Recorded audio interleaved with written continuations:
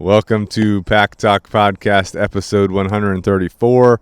Today we're talking about how to train your reactive dog and stopping your dog reactivity. Real quick, before we get into it, don't forget, give us a 5-star review on your favorite podcast platform, whether that's Apple Podcasts, Spotify, whatever. Just leave one word on the review if you can to help us reach other people. That's why we're providing this information, to educate as many people as possible, help you get to where you need to be with your dog. So one of the most frustrating dog behavior problems is leash reactivity, general reactivity, period, right? So if your dog's reactive, this episode's for you.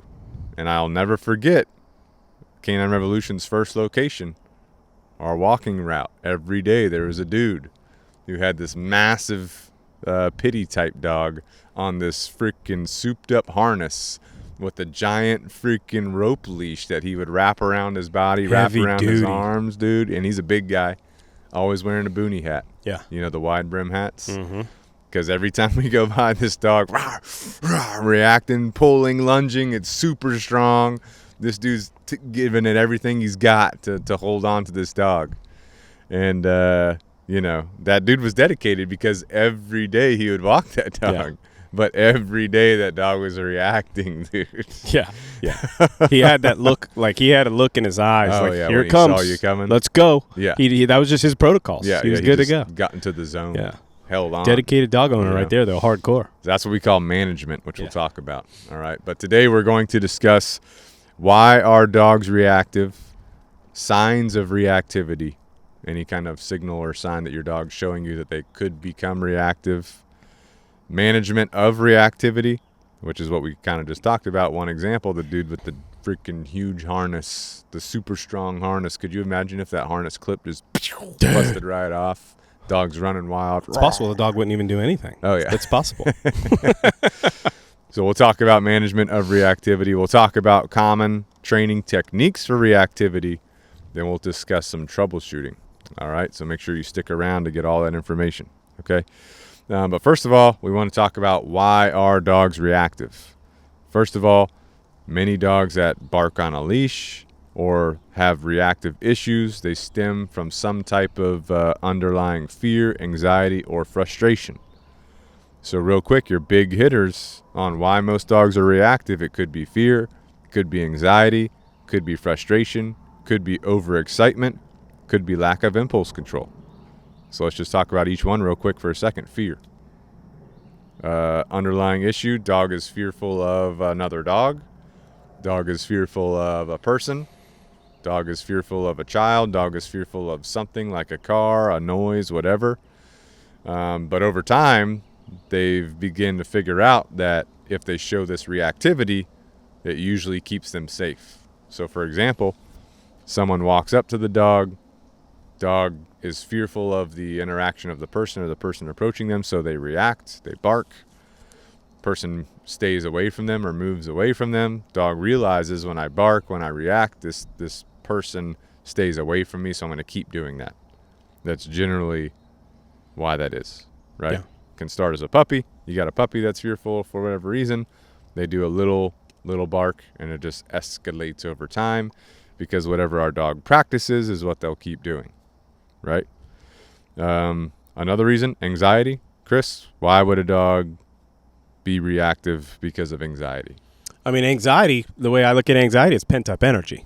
I don't know where to go. That energy has to go somewhere. You know what I'm saying? So if a dog's super, super anxious, and then and we can talk about the handler side of things as well, but oftentimes you're going to see an anxious handler as well. It's just pent-up energy. I would put frustration in this category. Pent-up energy's got to go somewhere. It's almost like, I mean, I can see this with my own dog sometimes where there's anxious energy, and it's like we're walking on pins and needles. We're just waiting for something, and any kind of trigger. It could be a chill dog. All of a sudden, the dog moves towards your dog or something. Could be some type of trigger, and that energy is going to go right into reactivity. Right.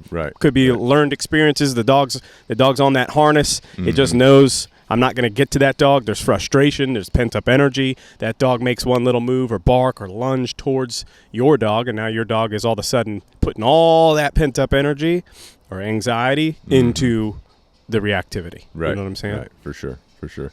Next one, frustration. So this kind of in hand with anxiety, like you said, but also it makes me think about this dog, maybe it's not really like reactive, but it like wants to get to another dog because it's used to interacting with dogs. Think of a dog that always goes to a doggy daycare, or the owners just let it meet and greet every single dog. Dog park. Right. Or same thing with people. So, if, as soon as this dog sees something that it wants to interact with, now it becomes frustrated. Right. Because it can't necessarily get there because it's on leash or behind a fence or something. All of a sudden, reactivity starts. Starts barking, lunging, pulling, all to get over there for their interaction. Right. So that's generally a good reason why you would see that frustration. Or the anxiety piece, they're frustrated, they're reacting. Frustration could be a number of things, but most of the time I see it where it's like that dog's used to the interaction with another dog or a person. They're frustrated they can't get there, or they can't get there fast enough, so they immediately start the reactive type of signals, right? Next one, overexcitement, Chris. Overexcitement. I mean, I'd say I would put these in this very similar categories. Overexcitement is a form of anxiety, I would argue. Just pent up energy. It's got to go somewhere. You know what I'm saying? Yeah. A lot of times I've seen this lead to dog fights. Maybe your dog's not aggressive; they're just reactive. But now the other dog doesn't like that energy. I'm overexcited, crazy, boiling with energy, and then all of a sudden, let's see if they're friendly, right? Your dog's already given that lunging, pulling, overexcited energy, and that other dog doesn't like that. Boom! It starts issues, right? And then now we're gonna go back into the frustration realm because we're like, I didn't like that experience. I'm just gonna stop my dog from saying hi to dogs, and now your dog's pent up, frustrated, wanting to say hi. You're preventing it, right? So that's all I would say intertwined with each other. Right. And if you saw one of our latest React videos on YouTube, if there's a dog fight, you can definitely, finger the butthole. Yeah. Finger the butthole. Go always do that first. When in doubt, oil check. Doesn't always work, but it did in that reaction scenario. It rarely works, honestly. It rarely works. But sometimes it does. Can't say it's not a valid strategy. All right, next one we've got is lack of impulse control. So very similar to anxiety, frustration, overexcitement. Again, dog sees something that it wants, or dog's just super amped up, doesn't know how to respond, so it just reacts, right? So if we have a lack of impulse control, this is going to obviously bleed over into other aspects of our life with our dog, but you're going to see it come out in reactivity, barking, lunging, these kind of things, never being able to settle, right? We want that dog to be able to think clearly and be able to control themselves, regulate themselves. So that's what we have to teach them. But now that we've kind of discussed why are our dogs reactive, or the most common reasons, it's time to learn about how we can predict a reaction so you can take action, right? So some signs of reactivity. We have to learn to read your dog's body language, which is critical in your reactive dog training. If you're going to train your dog to not be reactive, we have to understand the signs that show they could be reactive, right? So the common signs: stiff body, staring or hyper-focus, growling, barking, lunging, obviously, raised hackles, raised tail, tucked tail, right? So stiff body, for example, you're out walking with your dog, and all of a sudden they just freeze, they get stiff, their body gets tense, you feel the tension. This is often accompanied by staring or hyper-focus. Both of these two are going together, right? So your dog starts staring at something, could be another dog, could be a person, and they could be pretty far off, right? But as soon as you see those signals, your dog's body stiffening up, tensing up, and the staring, you better start thinking, okay, there's a potential for a reaction here. So that's when you want to take action. You would rather de-escalate the situation versus them go into a full-blown reaction, which we'll talk about, right? So stiff body, staring, hyper-focus, that's one thing. Chris, you've got growling, barking. They kind of go hand in hand. Talk to us about that. Yeah, I mean, I would say if your dog's growling and barking, we've already the ship has sailed a little bit. Mm-hmm. I think we're now into reactivity. Well, growling, it's like in my head, if they're growling, we're starting to escalate. Right. Barking, right. I'm in full reaction. Right, for mode. Sure. Yeah, like with even if you're at the growling stage, you've probably missed some of these other. You've probably missed the hyperfocus. You've missed the rigid, all of these other signals and things like that, right? But yeah, like ultimately, there's all these other factors. If my dog's growling or barking, I don't need to be in this situation. I got some other things I need to do, right? Mm-hmm. So like I've probably missed some signals. My dog potentially needs a correction in this situation, Mm-hmm. potentially needs a redirection in this situation. Mm-hmm. Depends on the circumstance, depends on the dog. It gets super complex. Obviously, there's no one method here. Right. But yeah, like the growling is gonna potentially precursor the barking or lunging, right? But at that point, I think you're potentially the barking. You've lost control. Mm-hmm. The growling, you're right. You're about to lose control. Yeah. For raised hackles, raised tail, that's typically, like the hackles raising, that could indicate some kind of fear, some kind of nervousness, some kind of arousal. So they don't have to be fearful or nervous, but they could be getting like excitable, aroused if you see those raised hackles. But generally you'll see that with the stiff body, with the staring. It's all happening at the same time, or maybe it starts with the stare. Then the body gets tense. Then the hackles raise. You're starting to see these escalations, right? Another thing you might see, tail getting raised. There comes that dominance or that confidence in that situation, or the tail's getting more tucked. If the tail's getting more tucked, we're seeing more fear in the dog. So fearful, situation. But some fearful dogs will raise their tail a little bit because they're confident in their reactive state. Yeah. So if you see any of these things starting to happen or start to compile upon each other, that means your dog's escalating, which we'll talk about what to do, but we don't want them to escalate. We want them to de-escalate, right? So now that you know some of the common signs of reactivity, you can predict a reaction, but now it's time to learn, how are we going to manage this? We got to be able to make some progress toward our training in the right direction, so we have to be able to manage reactivity.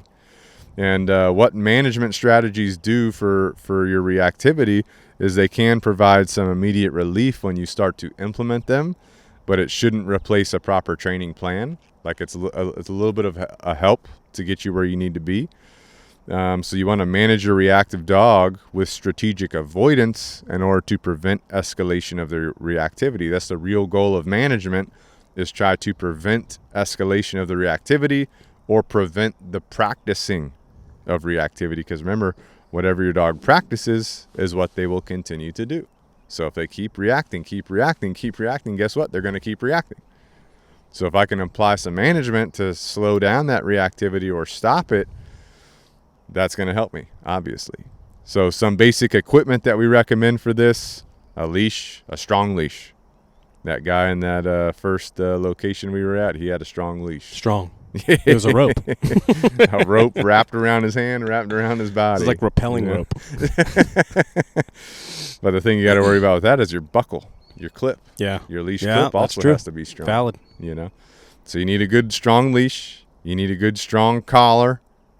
You could use a harness for some of this, but I wouldn't recommend it long term. You're going to want to shift to a collar at a certain point, like a fur saver training collar.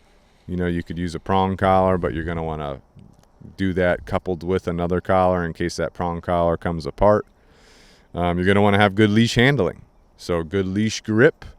We recommend, if your leash has a handle on it, stick your thumb through that handle, wrap all your fingers around that handle with your thumb in it.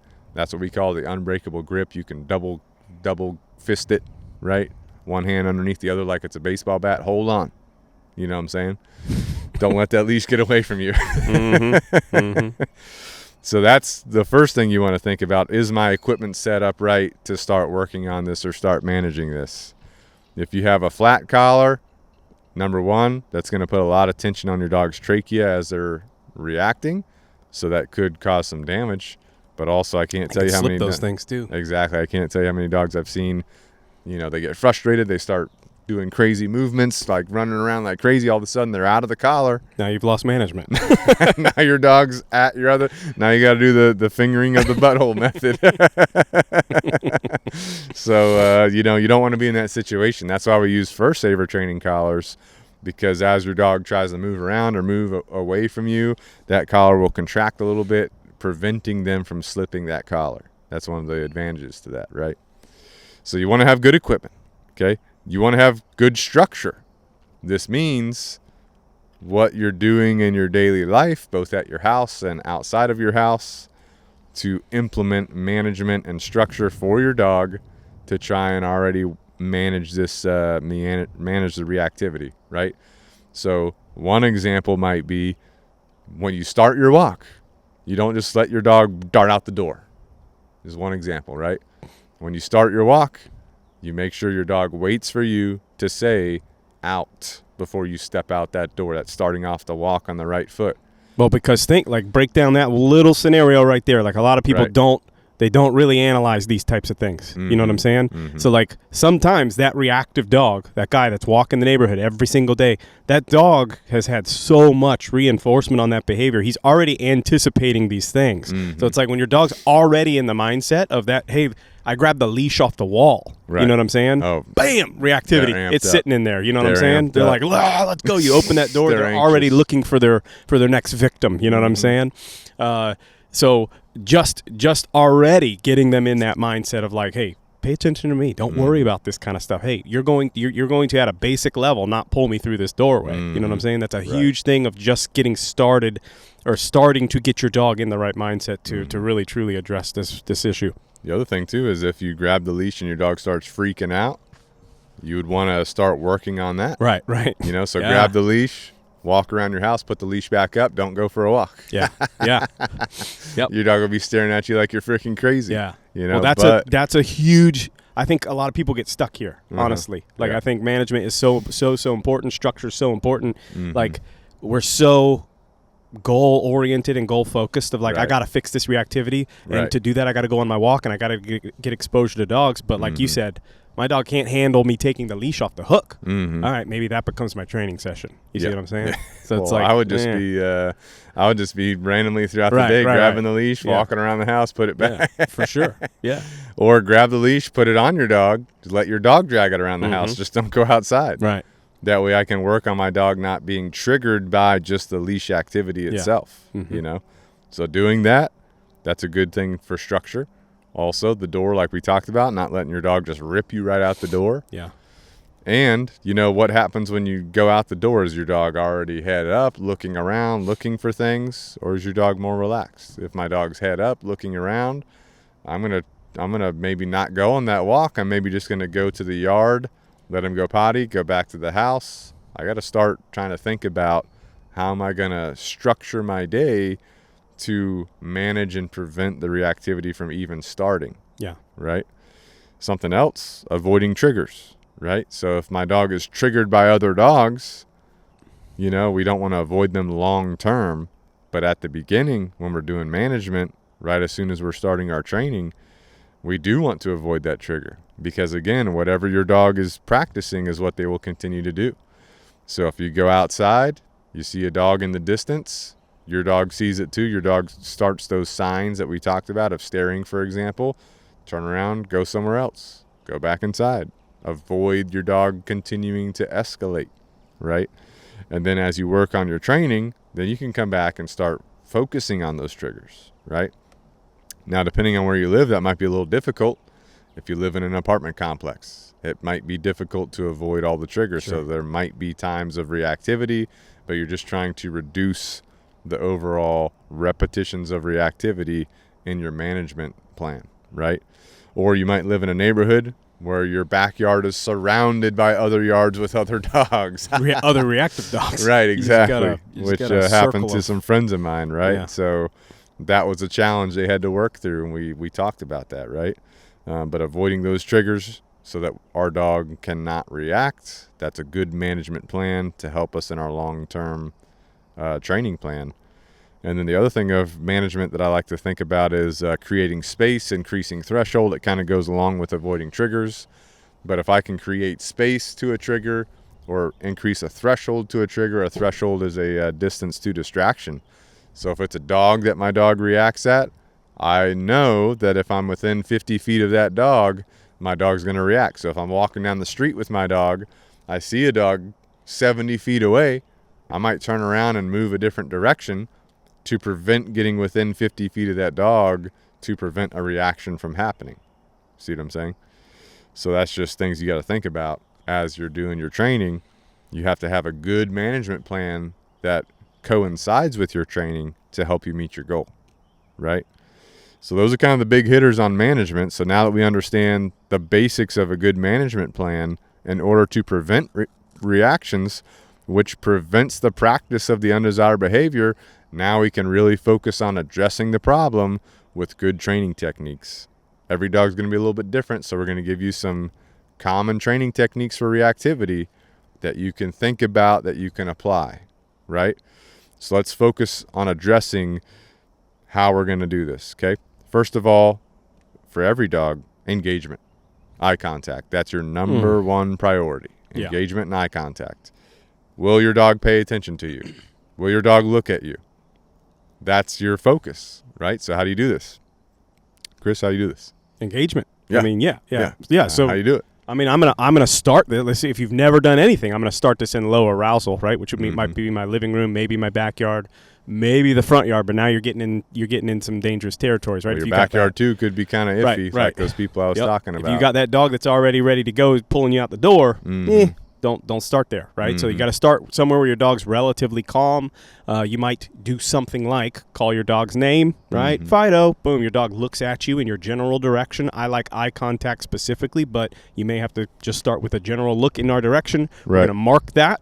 We're going to say yes, and then I'm going to move in general, right? Every dog's different, but in general, movement is motivating. I'm going to say yes, I'm going to move. I'm going to move away from my dog with a piece of food in my hand, allow that dog to get that piece of food. That was fun. Ooh, looking at Chris was kind of fun. I like that. And I might wait till they look at something else. You hear the AC kicks on. What was that? Fido, boom, they look back at me. Yes, I reward, right? Rinse and repeat until I can get that in the backyard or the kitchen or the front yard, right? And I'm going to slowly work on that. And me personally, that's the biggest priority. When I talk about management stuff, like I'm not even doing, like when I was dealing with this with my dog, I can't X the walks altogether. Like I'm not going to put myself, I'm not even going to risk the situation of like, oh, there's a dog, I got to turn around or whatever. I'm like, nope, I'm getting engagement. Those are all my training sessions. Everything is geared towards getting that focus and building the focus as I increase the arousal levels. But ultimately, I'm trying to build eye contact, right? You can do many different things. One thing I've started doing recently is putting it like on a physical cue.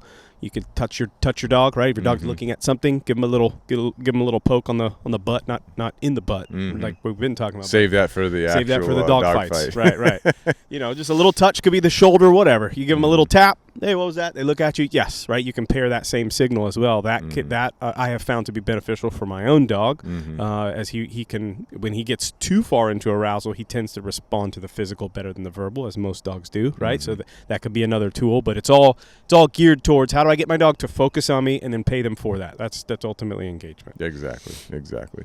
And you want your dog to want to look at you. So even though you're using some cues, your dog should also be, you should start seeing them start looking at you on their own. Because you have to think the end goal here is I want that to be more valuable than the reacting to the dog, right? Because and every dog's different. Some dogs are reacting because they're afraid, right? And you might be able to troubleshoot that a little bit easier with some. Like there are dogs that love this shit. They like the fight. They like the. I'm like, that's a tough dog because that's especially the more they've practiced, right? Like you said, the more they've practiced it, the more they like it. Because now it's like makes them feel good. Can your reward outweigh the reward? Like that is a rewarding behavior to them, right? Like it feels good to back that dog off, to react at that dog. I want that. I want that experience. I want that scrap, and that's tough. That's hard because now it's harder for your engagement to kind of overpower that. You got to do some pretty extreme management while you're building that stuff on the side. And you have to do enough engagement. Yeah. You have to do enough engagement to make it so strongly conditioned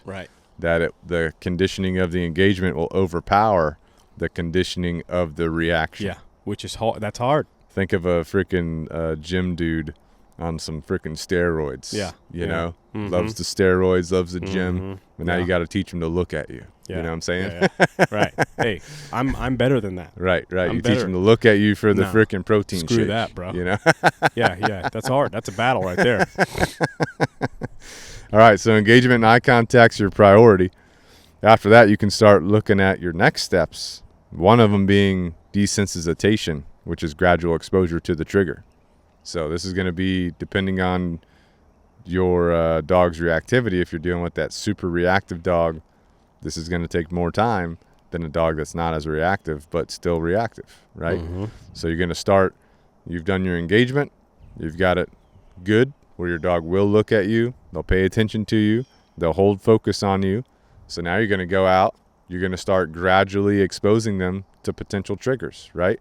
So take them on a walk where you would normally go for a walk. Now here's where you got to be careful. I'm trying not to get too deep in the weeds here, but let's say you take a walk on the same route, the same time, the same place every single day. Your dog's reactive. Now you're working on this. When you're working on desensitization, you may want to start somewhere other than your normal walking route, because your normal walking route also has context built into it for your dog. So even though you're working on your engagement, you go back to your normal walking route, your dog remembers the houses, the apartments, the people, the places, the smells, right? So boom, they get flooded with that context, and now they're ready to go.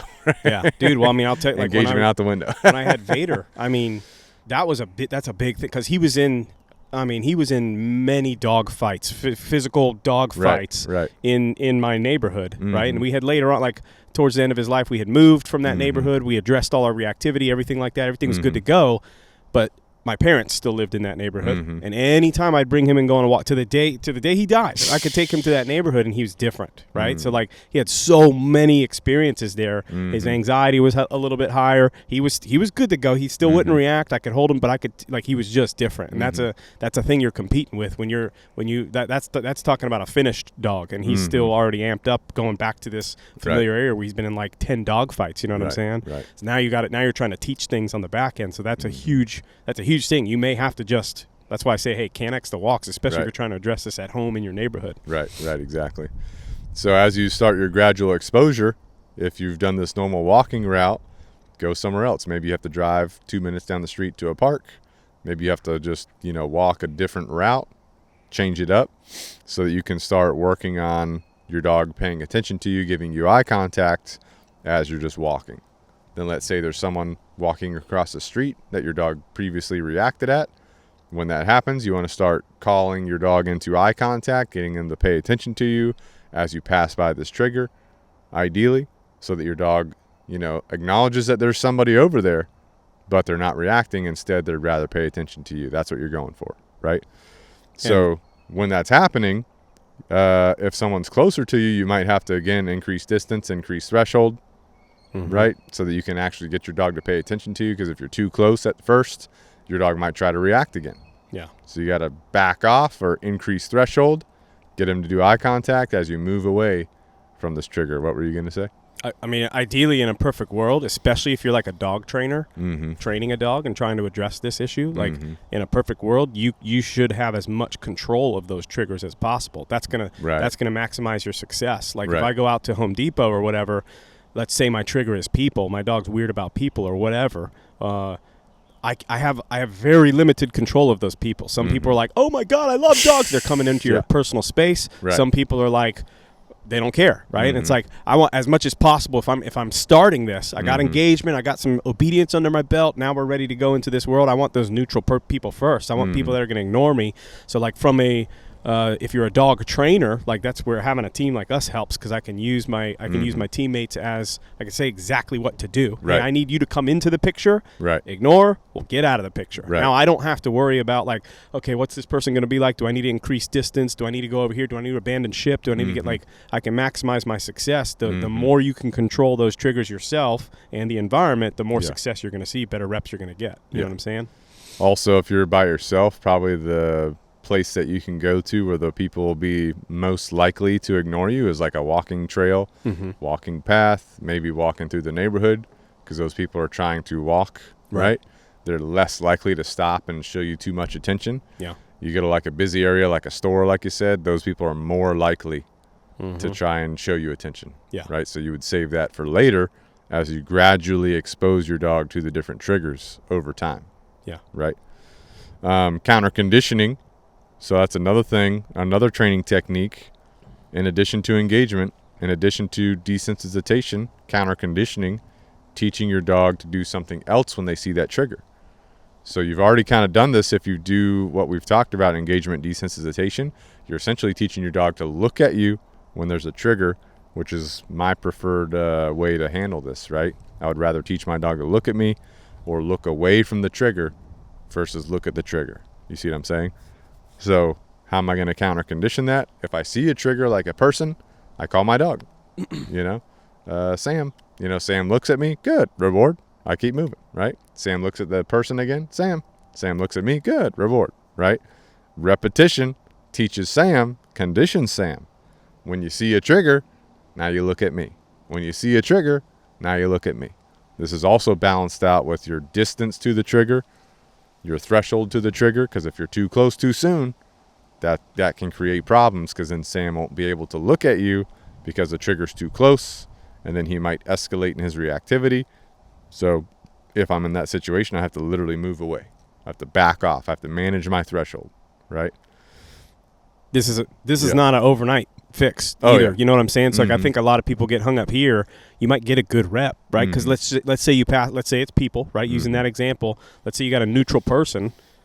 Sam's not interested because that person's got good energy, chilling. So you might get good focus, right? You got the person that's calling for you. Exactly. Well, now you let's say you got good reps there. Right. Sam, boom, looks, bam. All right, sweet. We've tackled this problem. Now all of a sudden your next rep is that person that's, oh my God, come on, and you're like Sam, and you're sitting there just nothing, and you've lost it. You see what I'm saying? Right. So it's like, don't be so quick to move to the next step. It's like I want to make sure I can control those triggers. I want the neutral people as much as possible. And then what's the next step up? Then keep moving up to where I can get to that person where that's, oh my gosh, Sam, bam. They don't give a F about that person. They're looking right at me, right? There's no shortcut for that. Right. It's just a time thing and a repetition thing. Time, gradual build up, right? Gradual progression. Yeah. And if that person comes over to you, floods you, oh my God, Sam. You whap them. You might have to, I'm not going to say it, but you got to get away from them. You got to get away from them, right? Or tell them, hey, I'm training. Please don't come any closer, right? Whatever you got to do, right? So we're doing engagement. We're getting eye contact. We're desensitizing. We're counter conditioning. We're managing our thresholds during this process. Also accountability, right? At some point, we're going to have to teach our dog accountability, which is like, hey, if they are staring too much or focusing too much on somebody, or if they react, what is the accountability for those actions, right? For us, we start off with a leash tug, right? Dog stares. We say no. We tug on the leash. We say their name, Sam. Now they're looking at us. Good, reward. So I'm teaching them, if they stare at something or they start to escalate on something, they get a little leash tug, right? Now their job is to turn around and look at me. So that's how we started, right? Obviously, there's ways we can escalate that if we need to, depending on the dog. But you follow this basic foundation. This sets you up to counter condition and get rid of the reactivity, so your dog will look at you instead of react. See what I'm saying? But that is important. You do have to do that at a certain point, right? For 99.9% of dogs, you've got to do that at a certain point, because you're going to get to a threshold where you're close enough to a trigger, and it doesn't matter what you do. The dog wants to stare. It wants to react. So you have to teach them, you can't do that. You know what I'm saying? There has to be some kind of accountability for that. So those are your common training techniques for reactivity that are going to help you address that if you're struggling with this. If you don't know what to do, if you have a problem with this, definitely seek professional help if you need it. Don't be afraid to ask, right? We know you've got this. But before we wrap up, we do have to talk about common pitfalls and troubleshooting needed so that you don't fall for the pitfalls. Don't fall in the pit. You see what I'm saying?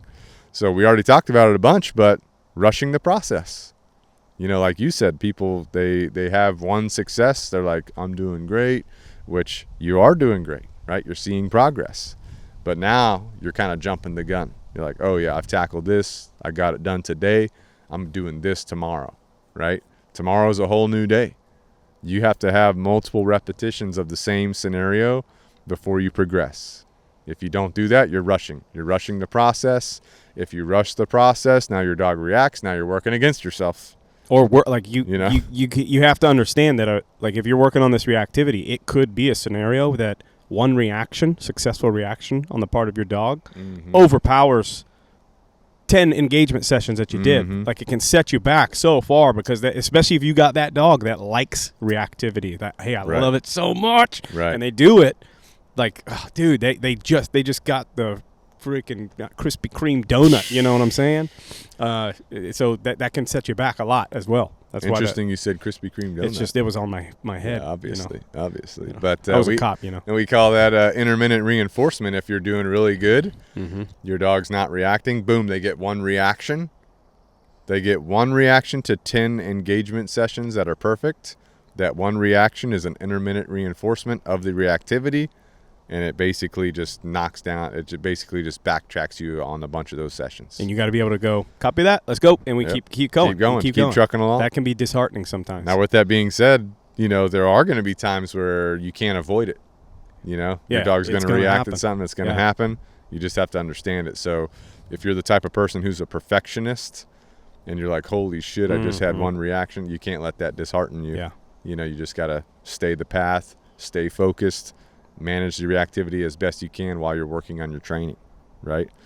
But rushing the process is a big one I see problems with, just because people aren't giving it enough time to actually do the repetitions and get that conditioning. Also, lack of consistency. So maybe they do 4 days, they're super consistent, they're like, hell yeah, you know? Then the weekend comes. Donuts, like you just said, donuts and coffee. They get distracted. You know, they get that carb hit, that carb rush. They take a nap instead of do their training session. Let me just take so-and-so on a walk real quick. Boom, reaction. You know? Or what about inconsistencies in your home amongst handlers? You know what I'm saying? One person's getting after it. One person's like, I'm going to just go walk the dog. I don't care if the dog's pulling on the leash, whatever. They're like, I'm just getting a walk in. Now this other person's struggling and never really getting where they need to be. This is common. The husband's like, I don't have any problems with so-and-so. Yeah. That's the husband. The wife or the girlfriend's like, are you kidding me? I'm working on the training. Yeah. And so then the husband or the boyfriend takes the dog out for a walk and freaking just gets a bunch of reactions and I don't know what happened. Yeah. You know? Yeah. So, you know, keep your house in line too, right? Have consistency. Or if your significant other or your roommate or whatever can't stay on the path with you, just tell them hands off the dog for now. Yeah. You're doing everything, you know? Something else that I see a little bit too often is not enough management. We're still allowing some practice of the undesired behavior that could just be in the house. You grab the leash, your dog's amped up like we talked about earlier. You haven't worked on that. We're practicing the undesired behavior of those spikes of excitement. That's going to turn into frustration. It's going to turn into reactivity, right? So you got to have good management, right? Because if you're like, again, this is we've talked about this throughout the whole conversation, but if I haven't applied management, I'm working on my engagement, for example, but I haven't applied management, I take my dog out in my backyard, let my dog go potty. Now it's reacting at the other dogs in the other yards around me.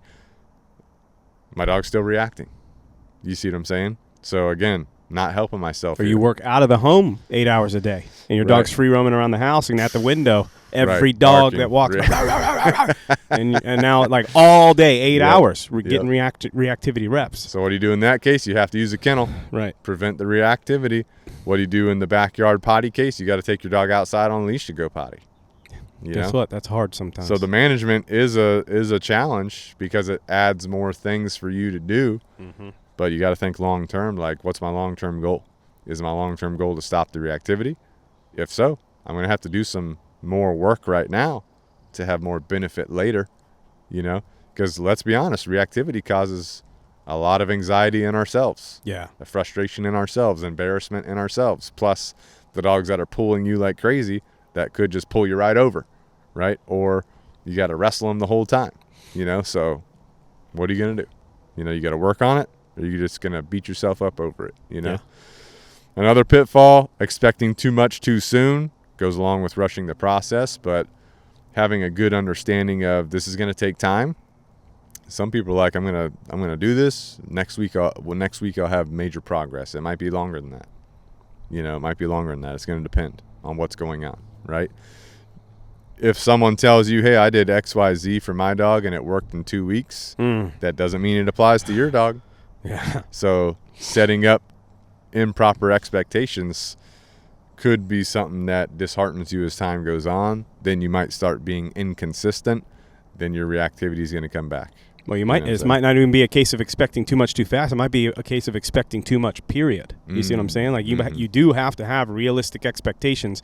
A dog that is in one of their fearful periods of puppyhood that gives you a reaction is a different scenario than that dog that's 2 or 3 year old that loves the fight, that loves to react. Those are two different scenarios.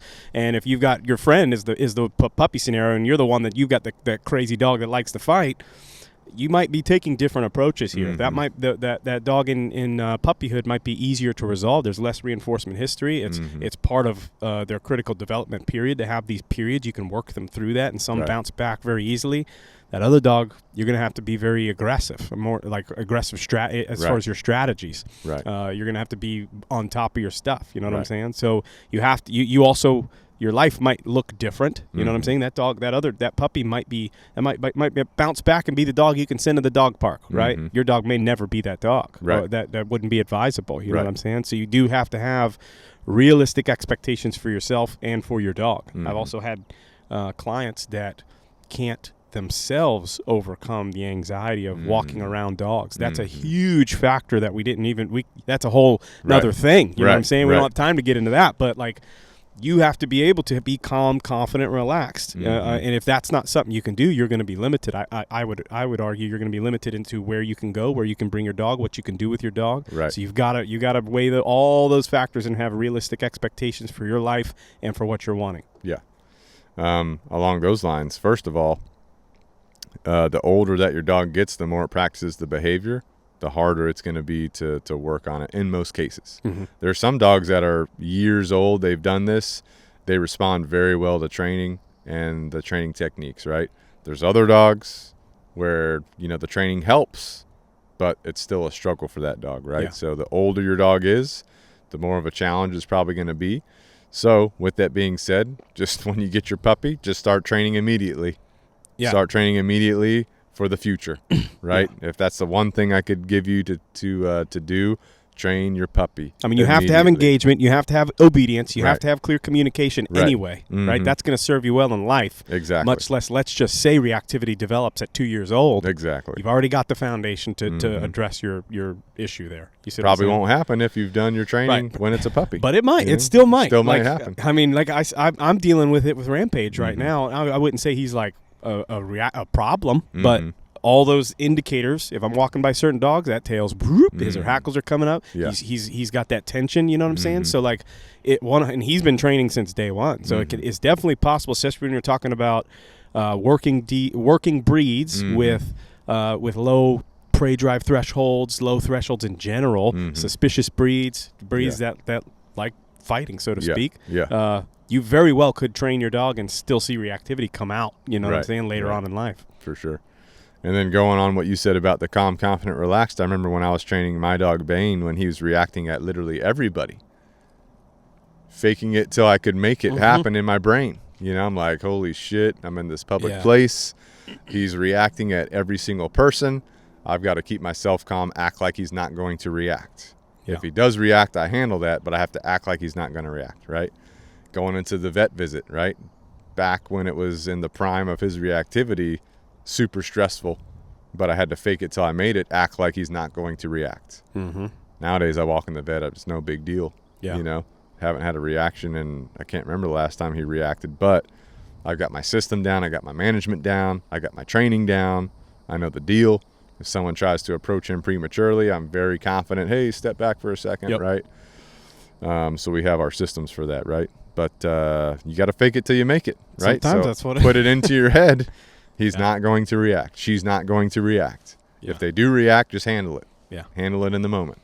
But have in your head, your thought process is that they are not going to react, to set yourself up to keep a balanced energy state, a neutral energy state. I mean, I can pinpoint the moment in time that my relationship with Vader made a 180. Like I was always battling reactivity and dog aggression, and I mean, to an extent, he was still a management case with certain dogs, obviously, right, for life.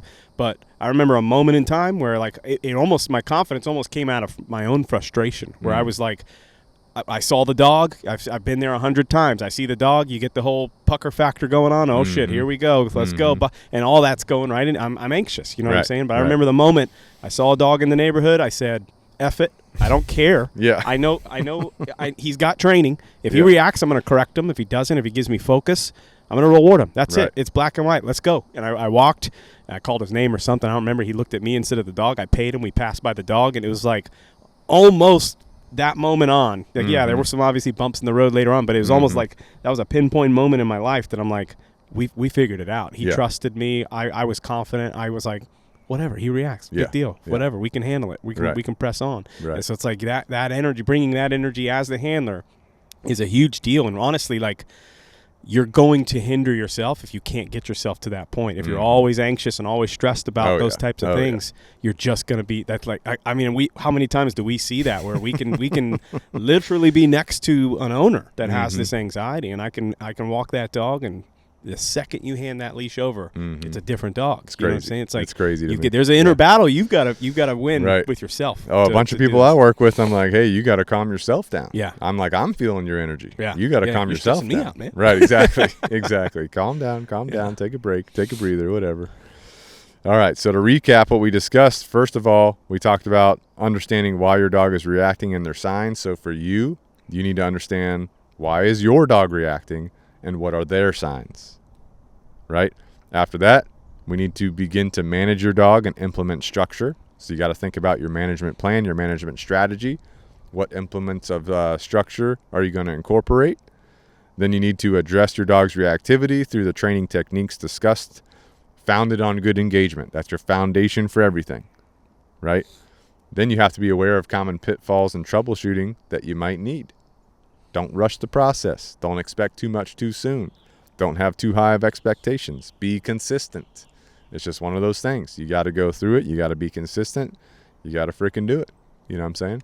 If you hit a little stall, if you hit a plateau, if you hit a point in time where you kind of degrade what you've been working on, it's okay. Get back on the horse. Stay focused. You know what I'm saying? Don't give up. Ask for help if you need help, right? So with that being said, don't forget, check out Pack Talk Podcast on YouTube.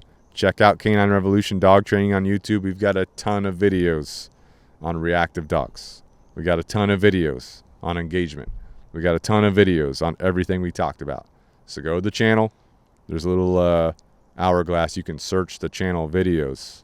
Type in reactivity. Type in eye contact. Type in engagement. Get some ideas flowing for these things, right?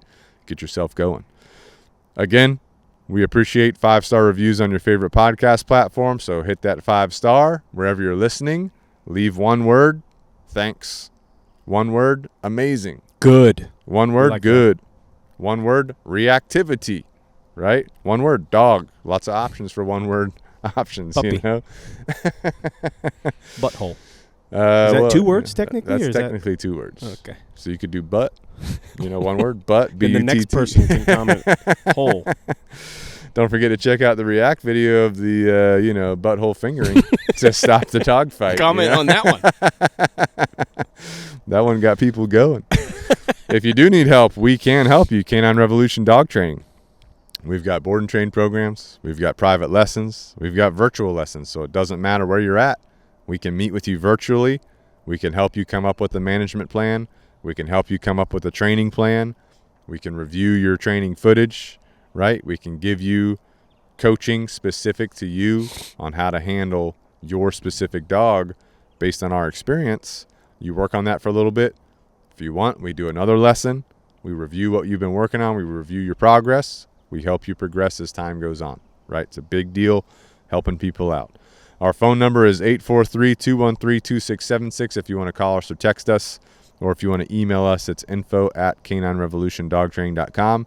If you do want a virtual lesson, just email us. We'll email you some options to get those set up, okay?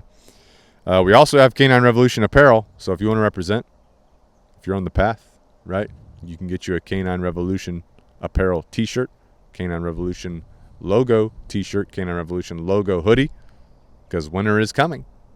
Right now, it's June. Is it? It's May. It's June. It's June. It's June 1st. Today is June 1st. So it's summertime right now, but you got to think ahead. It's summertime right now, but you got to think ahead, dude. You got to think about winter coming. You see what I'm saying? Winter's always coming. We got water bottles. We got coffee cups. We got hoodies. We got T-shirts. We got the good to go shirts. So while you're working on your training, guess what? You're good to freaking go. So you get a freaking good to go shirt. You know what I'm saying? Yeah, I know. I got mine. You got yours. All right. Moving on, we got We Feed Raw. So if we want optimal diet for our dogs, we want optimal diet for your dog, that would be We Feed Raw. Okay, you can get the discount 25% off your first meal plan. That's going to be Canine Revolution, all caps, no spaces, spelt out, Canine Revolution. Now they've got the actual raw food where they freeze it, they ship it to your house, you thaw it out. It's looks like a meat patty, but it's got the organ meat in it. It's got the muscle meat. It's got the bone. Got everything you need in there. Formulated by a PhD nutritionist, right? Those amino acids to help your dog be the best they can be. Your dog's a carnivore, right? So get them some freaking We Feed Raw. They've also got the freeze-dried raw, which I'm going to be honest with you, I got some. I saw it. So what I've been doing with Bane in Georgia, get their bowls, right? Let me tell you how I prep their food, okay? Get their bowls, set the bowls down. I get their raw patty. Each one gets one patty, dude. Georgia's already amped from the bowls coming out. She's as soon as you grab the bowl, she's amped, right? Yeah. So I got the patties, put the patties in the bowl, mix them up a little bit so it's not just a patty. I cut it up into little pieces, right? Bite-sized pieces. Then I get that freaking freeze-dried raw, right? It comes with a scoop. We Feed Raw scoop. So I get the freeze-dried raw, one scoop in each bowl. Okay. Right? That way, if I travel, they've already got that freeze-dried raw already in their system, right? Because that's what I'll be taking if I travel. Or you could take one of those freeze-dried raw pieces. That's a training treat right there. For engagement. You want some high-level engagement? Use that right there, right? So I put that in there. I got chickens, right? I know I got a couple chickens. Yeah. A couple chickens. So, like triple digits probably at this point. So I get a chicken egg from the chicken nesting box. The chicken lays the egg. Fresh. I grab the egg. It's fresh. Crack. Drop that into the freaking bowl too. Raw egg. Good for them. Raw egg. Crack mine. They love it, dude. Then I get that Canine Super Supplements, which we'll talk about. Put that a little bit in there. Definitely. Put that in the water. So anyway, then I mix all that up. Take it to them. They're freaking amped. They're freaking ready. They eat that shit. They're freaking good to go. They got good shits. Yeah. You want to see a good shit from your dog? Get him on raw. Legit, dude. Can confirm. I should take a picture of a dog's shit on kibble, like a kibble dog shit, and then a raw food dog shit. That might be a good Instagram segment to do. You notice the difference? You know what I'm talking about? Oh, yeah. Tell me about your feeding routine. Well, I'm doing the raw patties. I'm a simple. I'm like work. Yeah, we know you're Tipton. Less. You know what I'm saying? So I just I take two patties out the freezer, put it in the fridge so it can thaw out. I like to have one on standby, always ready to go. You never know. Yeah. You never know when you need a little bit of extra. Oh yeah. You know what I'm saying? Yeah. I cut it open. I do some other things like some garlic. I put some garlic in the food, so I'll mince that up a little bit. I do that maybe 3 times a week. You're making like a gourmet meal here, dude. That's for the bugs. That's for the bugs. Oh yeah. But yeah, I'll put his patty in there. I got some super supplements. Little puppy formula. Right. He's not a puppy anymore. So. Yeah. Well, he still is kind of. I mean, he's a year and a half. Not a puppy. Have you seen him? He still acts kind of like a puppy. I don't think he's fully mature. But it might be a reflection of his owner too. A little puppy formula in the morning. The immunity one. Multivitamin. The multivitamin at nighttime. Yeah. But yeah, I just put it all in there. I don't do an egg every day. Maybe every other day. But I just throw I don't even Sounds like you need more chickens, dude. Need your egg production to increase. I prioritize myself getting those eggs first. Well, you got to have enough eggs for yourself and your dog, so you got to get more chickens. We're working on it. You need a chicken dealer? No. Okay. No, we're working on it. Okay. Slow and steady, But yeah, I just throw that egg in there and he chomps it up, goes to town, and yeah, they're amped. Well, I could tell a difference when. Let me tell you, I messed up, dude. Recently, I don't know if I told you, but probably 2 weeks ago, I had miscalculated my raw, so I didn't have a new shipment coming. I've done that. So I had like a 4-day gap. I was like, had no choice. I had to get kibble to fill that gap while the raw's coming, dude. Yeah, horrible. Yeah.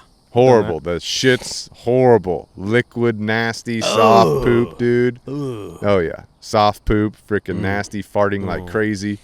I could not wait. That raw got delivered. I immediately, boom, gave them their freaking food. Yeah, that's back not good. to normal. That's no good. That's not good. Not good. There's a big difference, But yeah, so good to go. That's We Feed Raw for you. All right, check it out. You basically set up a meal plan for your dog.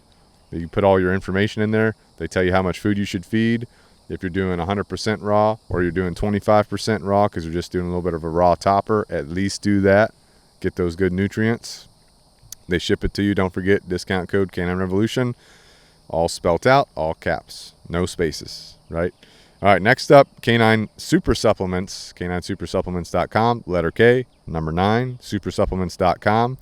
They've got they got the weight gainer formula. They got the puppy formula.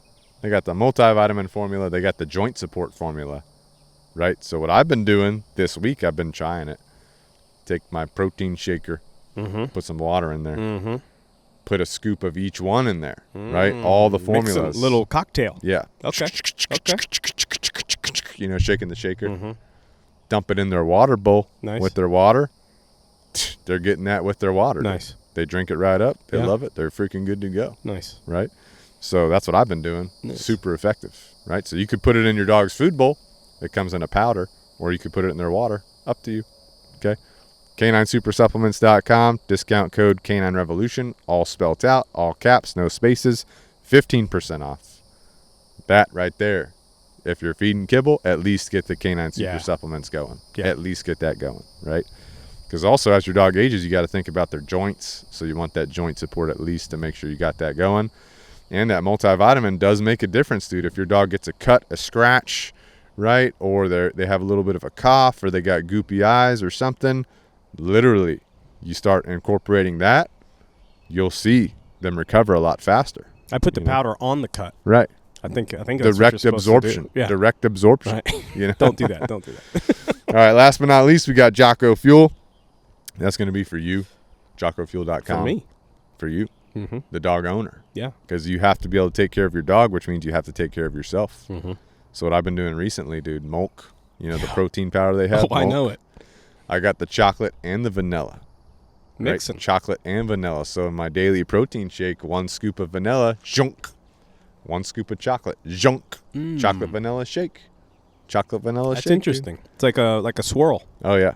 Plus, I'm in a fat loss phase right now, losing some body fat, trying to. So I'm like ice cream, dude. He's getting like Georgia is. He starts panting. I want He's some pacing freaking around ice the cream. house. I want some ice cream, but that's not what I need. So what do? Boom, Milk, chocolate, vanilla, shook, 1 scoop each. Got that shake going, bro. Makes a big difference. Dude, I'm still on my pumpkin spice stash, bro. Are you from serious? From the fall. How many did you buy? I got a lot. They put it on sale. They dropped the price. I freaking bought out, bro. I'm still like at nighttime. You need hey, look, the Tipton struggle with that sweet tooth. You know what I'm saying? You need a little something at nighttime before bed. You're like, I need something. Oh yeah. I get a little pumpkin spice. Sometimes I'll do a little bit of milk. I'll heat it up in a mug. Put the pumpkin spice scoop in there. I mean, bro, dude, I might go get that for lunch. Actually, I might have to heat up some milk, put the vanilla and the chocolate in there. Dude, it's like hot cocoa. Dude, that freaking sounds good. Dude, might go try that. Yeah, my wife, she does the vanilla in her coffee. Yeah, that's good. She makes a coffee, vanilla, shunk, right in the coffee, good to go. Don't even need creamer. She also puts creatine in the coffee. She just gets everything in her freaking coffee. Good. Creatine is good for you. Yeah. It's good for you. And anyway. Jocko has creatine. Yeah, he does have the creatine. That's what I'm saying. Yeah. He's got the creatine. You put that in the coffee. That's what she does. Yep. You know. They also got the greens. I wouldn't put that in your coffee, but you That could. tastes weird. You could do it. You could do it. You know. Some people can just blend all their stuff and drink it down the hatch. I mean, I could do that if I needed to. Nah, I ain't like about I could that. probably take a meal, like chicken and whatever else I'm eating. I could probably blend that and drink it. I'm like, my meals are like an experience. You know what I'm saying? I like to enjoy it. You know, if I'm gonna, that's why I'm getting Jocko Fuel, because it's enjoyable. Right. You know it what is I'm saying? enjoyable. So it's like I'm not trying to mix things that shouldn't be mixed together. I'm gonna enjoy my milk. I'll enjoy my greens. Well, some milk goes good with the greens. Oh yeah, definitely. Oh yeah, but some doesn't. Some doesn't. Well, most of my meals are just nutrients for me. So you can have the best of both worlds. I cook my meals as efficiently as possible. I'm just getting my nutrients in. But I do enjoy my milk shake every freaking day. I told you. Well, you weren't. I think it was Kevin on the podcast that I told the story, but I had a dream. I literally had a dream. I was drinking chocolate milk, and I woke up from the dream. It's like midnight. I'm like, I'm ordering it right now. I ordered it right now, dude, because I didn't have chocolate one milk. Of those sleep shoppers. How did I buy $300 worth of Jocko Fuel? Must have done that last night. So anyway, guys, the discount code for Jocko Fuel is Canine Revolution, all caps. Did you use the discount code in your sleep? Oh, I did, Okay. definitely. All right. 10% off for you guys. But also they got the clean energy drinks too. I ain't going to drink a non-clean energy drink. It's not worth it. It's not worth it because why would you trash your body? You know what I'm saying? You go to Ben's car. You sit in his car if you're riding with him. Holy shit, his freaking footboard on his passenger side, that's where he throws all his cans Still on at. the White Monsters? He's got the White Monsters. He's got the Celsius. He's got the freaking Smart Water. He buys the giant Smart Water. I know, but he just throws everything on that passenger floorboard. Yeah. That's his trash can. It's like a once a month scoop it once out to a 6 bag. month, Yeah, he I know might that clean it life, out. bro. That's some Tipton stuff right there. But the freaking Jocko Go energy drink, they're freaking good to go, dude. They're freaking good to go. Anyway, they're doing a new flavor. Did you see that? Dude, I already got it. 4th of July. I already got it, bro. Nitro Pop. Yeah, bro. Oh yeah. Can't wait. It's got the popsicle on the front. Yeah. I'm like, I'll take a popsicle drink, you know. But the thing is, it's not trashy. No. It's a popsicle flavored drink, but it's flavored with monk fruit. Yeah. Which is good for you. Yeah. It's not trashing you. Not bad for you. So I ordered. Did you get it yet? I didn't get it yet. I saw that pop up. I was like, I'll try it. Yeah, that's where, being on their email chain is not a good idea for me. It's not good for my budget. I know. So anyway, that's Jocko Fuel for you. But all right, guys, hope you guys took some value from this. If you're still listening, most people are like, holy They're yes. like, when they go here, I tune out. They're like, holy yes, these guys are freaking crazy, bro. Yeah, it's because we're on the go. So anyway, appreciate you guys listening, and we'll check out you guys on the next episode. Thanks for tuning in. Also, a lot of good feedback on our episode with Dr. Visser, eye doctor. A lot of stuff I didn't know that I learned from her. Like one of the things, the dogs have different colors to their eyes. You haven't listened to it yet. I haven't. No, it's on my list. Not going to spoil it for you. But also one thing about her, like during her training as like veterinary eye specialist, she was with a guy in Texas. He was like a snake hoarder. Yeah, hoarder? He had like collected hundreds snakes? of snake collector. Yeah. Hundreds of snakes, like venomous snakes. Freaking crazy snakes. Not dude. interested in that kind of She's person. working on these snakes. The dude gets bit by his snakes, the venomous ones. He has his own anti-venom, dude. Oh! Yes. That was super interesting. Dude. Super interesting. Nah. But anyway, so appreciate you guys. And until next time, this is Pack Talk Podcast out.